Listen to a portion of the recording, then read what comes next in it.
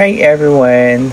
Samahan niyo kami as we visit one of the tourist attraction here in Davao de Oro. This is Tagbibinta Falls, located in Maragusan, Combal Province.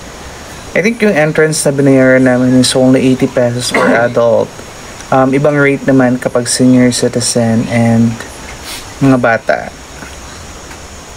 And this is like 4 hours away from Davao City. You may ride a bus or a van papunta dito sa Maragusan.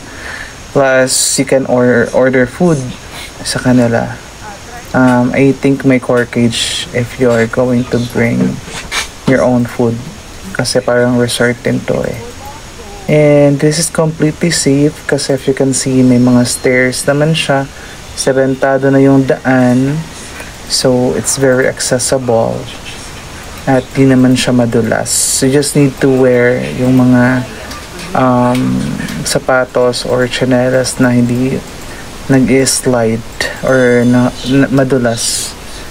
You can see the beauty of it. Maganda talaga dito. And it's very worth it. Super lamig ng tubig.